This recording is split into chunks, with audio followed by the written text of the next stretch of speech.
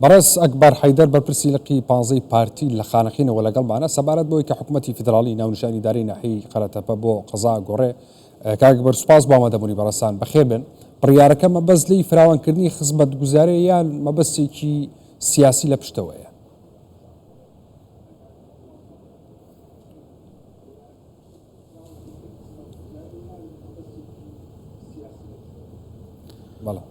سوپاس بۆ جەنابتان. ئەم کاتە و هەموو کاتێکی جەنابتان کوردستان 24 و گشت بینەرانی باشتر. بەڕاستی ئەم بڕیارە خوێندنەوەی ئێمە بۆ ئەم بڕیارە ئەوەیە بەڕاستی دابڕاندنی هەردوو ناحیەی قەرەتەپە و جەبارە و کۆکسە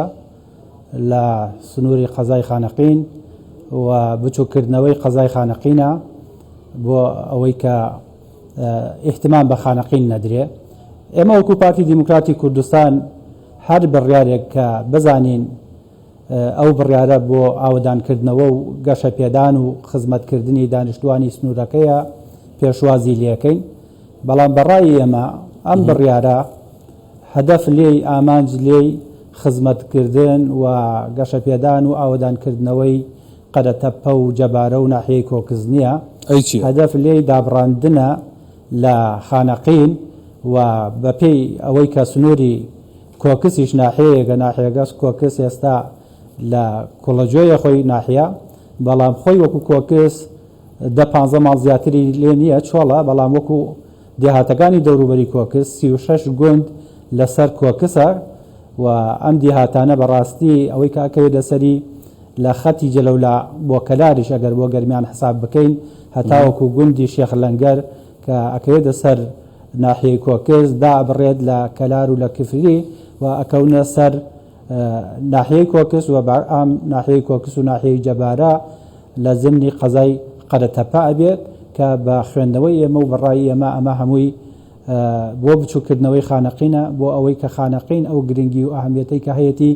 وەکو خۆی گرنگی پێ نەدرێ، وەکو خۆی پرۆژەی خزمەتگوزاری و گەشە پێدان و ئاودانکردنەوەی بۆ نەکرێ. هەدەف لەوە ئەوەیە و هەدەفی یەکی تریش ئەوەیە کە بەڕاستی لە دەنگدەری قەزای خانەقین کەم بکەنەوە لە کاتی پرۆسەی هەڵبژاردنەکان. باش کاکبەر تا چەند ئەم بڕیارە لەگەڵ مادەی 140 گرێتەوە؟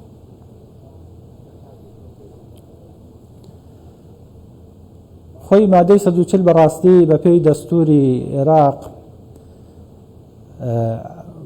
بەداخەوە، یعنی مادەی 140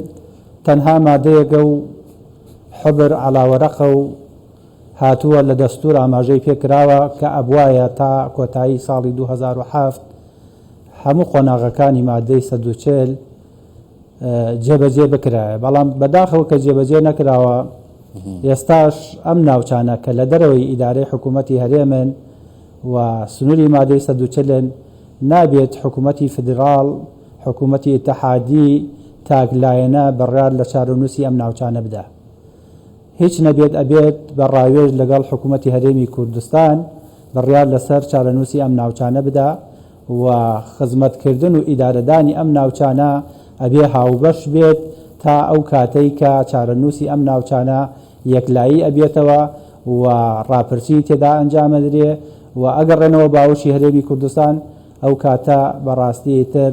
وەکو بەرپرسیارەتی ئەم ناوچانە کەوێتە سەر شانی حکوومەتی هەرێمی کوردستان. بەڵام لە ئێستادا ئەم ناوچانە ئیدارەدانی و هەر پرۆژەیەکی تر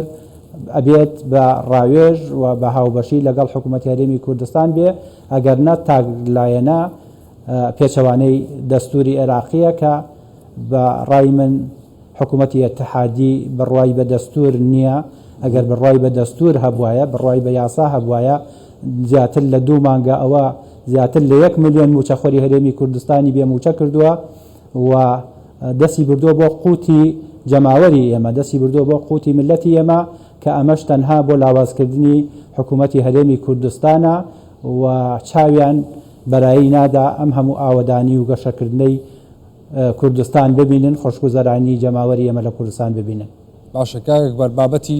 گۆڕانکاری دیموگرافی لە ئەو ناوچەیە لە چه ئاستێکە گەشتۆتە کێ چۆنە ئێستا؟ گۆڕانکاریەکان هەر ئەوەیە چاگلایەنانە بڕیارەدەن قەرەتەپە و جەبارە کە دوو ناحیەن سەر بە قەزای خانەقینن ئەوە لە خانەقینی دابڕی و کۆکسیش سەر بە کفری ئەوە کۆکسیش لە کفری دابڕێ بۆیە ئەمە خۆی گۆڕانکاریە لە دیموگرافیای ئەم سنوورە ئەم ناوچەیە. باشە کورد دەبێت چی بکە ینی کورد لەگەڵ ئەم بڕیارەیە بە کۆی گشتی هەموو لایەنەکان.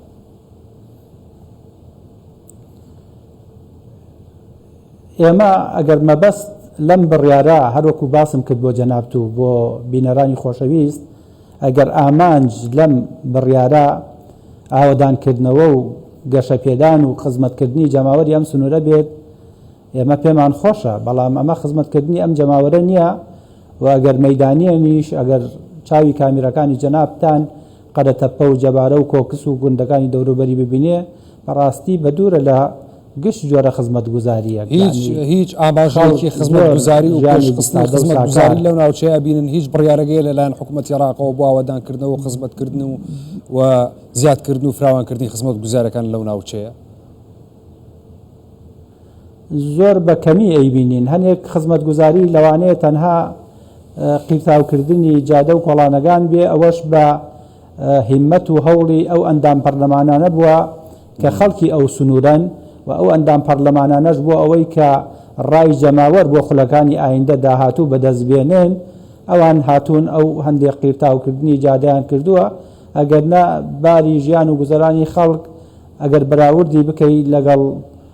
جێگاگانی تر زۆر دواکەوتووە و زۆر خراپ و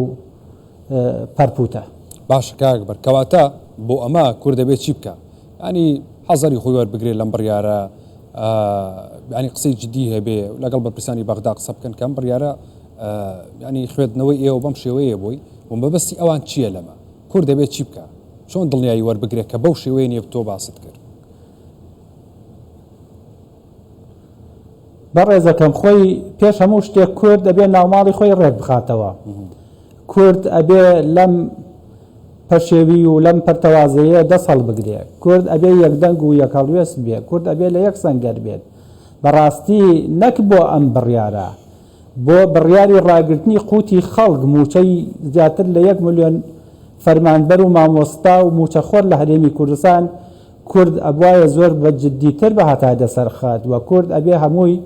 هاوڕا و پشتیوان لەگەڵ حکوومەتی هەرێمی کوردستان هەڵوێستێکی جددیتری وەربگرتایە بەڕاستی ئەبوایە ئەمە قبول نەکرایەوە کورد بە یەکدەنگی ئەبوایە بڕیاری کشانەوەی لە بەغداد بدایە بەشداری نەکردایە لە هەڵبژاردننی ئایندەی پەرلەمانی عێراق و چەند وەزیرمان هەیە چەند وەکیل وەزیرمان هەیە چەند ئەندام پەرلەمانمان هەیە لە بەغداد چەند کار بەدەستی ترمان هەیە بەرپرسمان هەیە لە بەغداد ئەبوایە هەموو بە یەک دەنگ بە یەک هەڵوێست لەسەر ئەم بڕیارە کە برسیکردنی جەماوەری کوردستان و خەڵکی کوردستانە هەڵوێستێکی ڕوون ئاشکرا هەبوایە و ئەوەش کشانەوە بوو لە بەغدا بۆ ئەوەی کە چیتر ئەم حکوومەتە ئیتحادیە کە بەناو ئیتحادیە بیر لە پاوەنخوازی و مەرکەزیەت و ئەوەی کە فشاری سیاسی لەسەر هەرێمی کوردستان دروست بکات نەکات بەڕاستی. بەڕێز ئەکبەر حەیدەر بەرپرسی لقی 15 پارتی لە خانەقینەوە لەگەڵ مامووی سوپاس بامەدەبوونی بەڕێستان کاک ئەکبەر بەخێر.